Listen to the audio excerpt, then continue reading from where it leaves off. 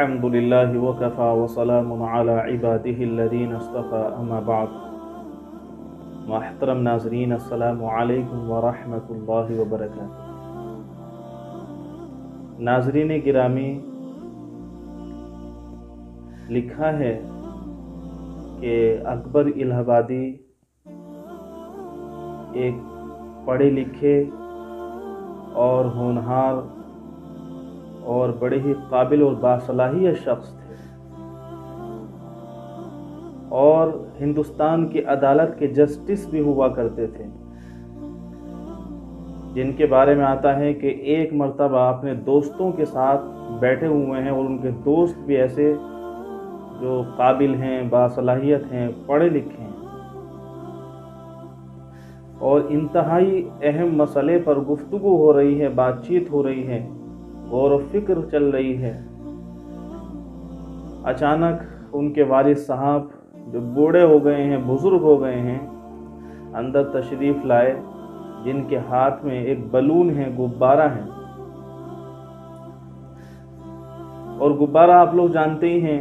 कि आज के दौर में क्या, हर दौर में बच्चे जो हैं उसको पसंद करते हैं, फूंक मार करके उसको फुलाते हैं, उसको फोड़ते हैं और बच्चे हंसते हैं, खुश होते हैं।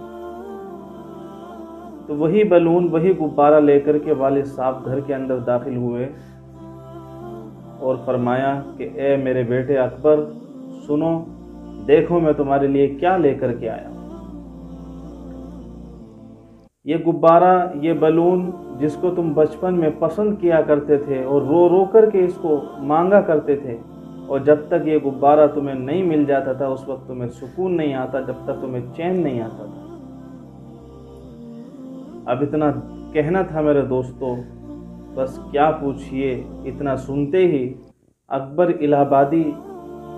जो इतने पढ़े लिखे शख्स थे, उनकी कैफियत का क्या कहना, क्या पूछना। ऐसी अजीब व गरीब कैफियत उनके ऊपर तारी हो गई कि जिसका बयान करना भी बहुत मुश्किल है। यानी वक्त के चीफ जस्टिस जो पढ़े लिखे दोस्तों के साथ बैठे हुए हैं और उस उम्र में उनको एक बलून दिया जा रहा है, गुब्बारा दिया जा रहा है, तो क्या हो सकता है। शर्मिंदगी का होना तो लाजमी है। बहुत ज़्यादा शर्मिंदा हुए और बहुत ज़्यादा शर्मिंदगी का एहसास हुआ। अब जब देखा अब्बा जान ने, वालिद साहब ने, बुजुर्ग ने कि बेटा जो है शर्मिंदा हो गया है, तो कहने लगे, मेरे बेटे अकबर,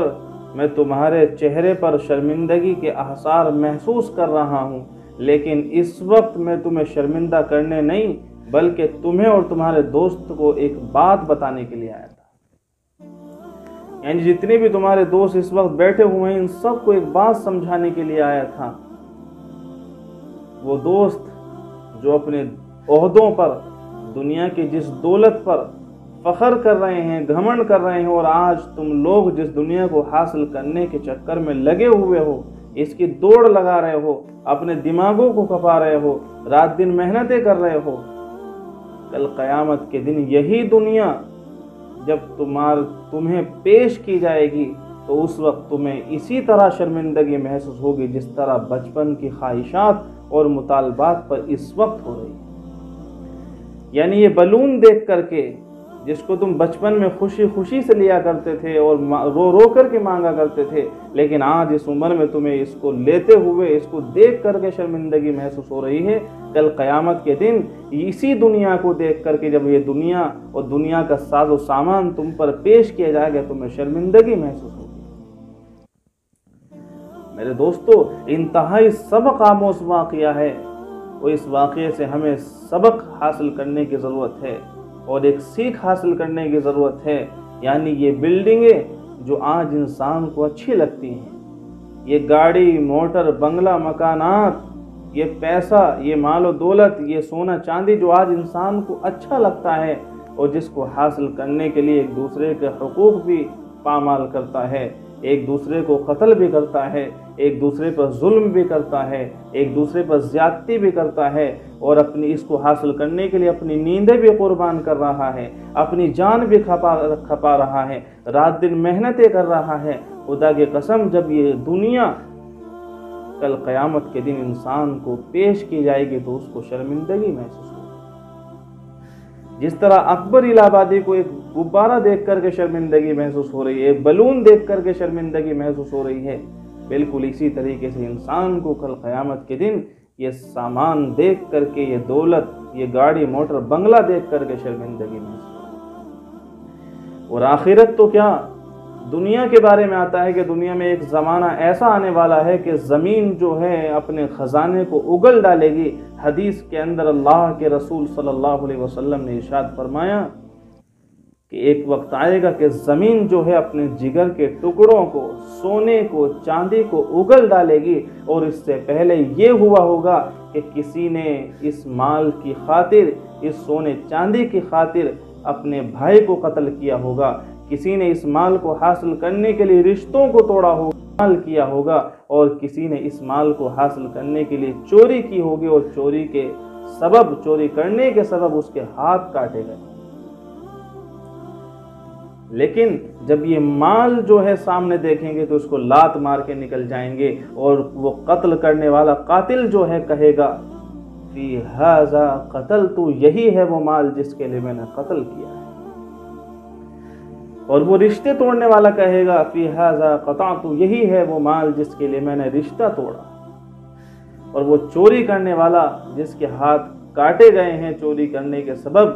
وہ کہے گا فی ھذا قطعت یدی، یہی ہے وہ مال جس کے لیے میرے ہاتھ کاٹ دیے گئے۔ لیکن اب حالت یہ ہوگی کہ ان میں سے کوئی بھی اس مال کو ہاتھ تک نہیں لگائے گا، اس مال کو اٹھائے گا بھی نہیں۔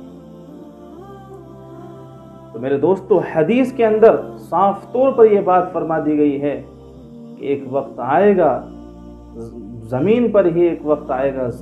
دنیا ہی میں ایک زمانہ ایسا آئے گا کہ زمین جو ہے اپنے خزانے اگل ڈالے گی، سارا سامان جو ہے سونے چاندی کو نکال کر کے باہر کر دے گی۔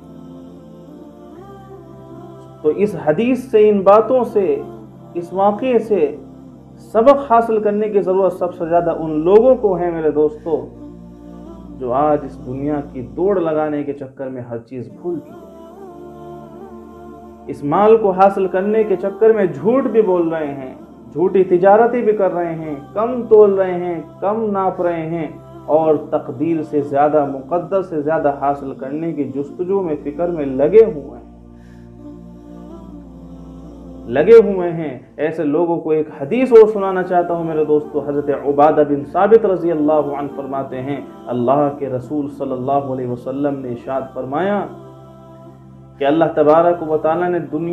دنیا کی تمام چیزوں میں سب سے پہلے قلم کو پیدا کیا،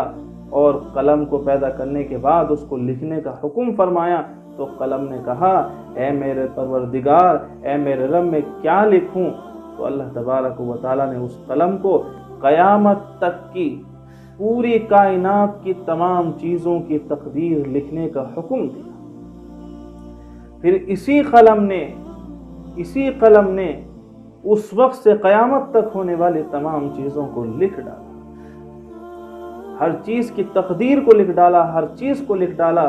اور یہ تقدیر میرے دوستو کب لکھی گئی اس کے بارے میں بھی میرے اور آپ کے آقا انعامدار محمد مصطفیٰ سرکار دو عالم صلی اللہ علیہ وسلم نے ارشاد فرمایا کہ اللہ تبارک و تعالیٰ نے مخلوق کی تقدیر کو زمین و آسمان کی پیدائش سے 50,000 سال پہلے لکھ دیا ہے۔ یعنی آسمان و زمین کی پیدائش سے 50,000 سال پہلے ہم سب کی تقدیریں لکھی جا چکی ہیں، اور قیامت تک کیا ہوتا ہے، اب تک کیا ہوتا ہے، کیا ہوا ہے، اور قیامت تک کیا ہوگا، یہ سب کچھ اللہ تبارک و تعالیٰ کے حکم سے قلم کے ذریعے لکھا جا چکا ہے۔ کس گھر کے اندر بچہ کب جنم لے گا، اور وہ بچہ بڑا ہو کر کے کیا بنے گا، عالم بنے گا، جاہل بنے گا، ڈاکٹر بنے گا، انجینئر بنے گا، نیک بنے گا، بد بنے گا، اچھے اعمال کرنے والا بنے گا، برے اعمال کرنے والا بنے گا، وہ کل کیا بنے گا، یہ اس کی تقدیر میں، اس کے بارے میں اللہ کی طرف سے لکھا جا چکا ہے۔ اس کی موت کب آئے گی، کہاں آئے گی، کون کس وقت بیمار ہوگا اور کس وقت اس کو شفا یابی نصیب ہوگی، کس وقت وہ صحت مند ہوگا، کون امیر ہوگا، کون غریب ہوگا، کون مالدار ہوگا، کون فقیر ہوگا، یہ تمام کی تمام چیزیں پہلے ہی لکھی جا چکی ہیں، اور پیدائش سے لے کر کے موت تک کس کے مقدر میں کتنی رقم ہے، کتنا پیسہ ہے، یہ سب کچھ لکھا جا چکا ہے۔ اب انسان جو ہے 1 روپیہ اور مزید حاصل کرنے کے لیے ناک رگڑے، گھٹنے ٹیکے، کتنا بھی کوشش کرے، خدا کی قسم وہ تقدیر سے آگے نہیں بڑھ سکتا ہے، 1 روپے بھی حاصل مزید نہیں کر سکتا ہے۔ یہ اللہ تبارک و تعالیٰ کا فیصلہ ہے۔ کاش یہ تمام باتیں ہم سب کو سمجھ میں آ جائیں۔ دعا کرتا ہوں اللہ تبارک و تعالیٰ ہم سب کو اپنے دین کی صحیح سمجھ عطا فرمائے۔ وآخر دعوانا ان الحمد للہ رب العالمین۔ انما الدنيا حطام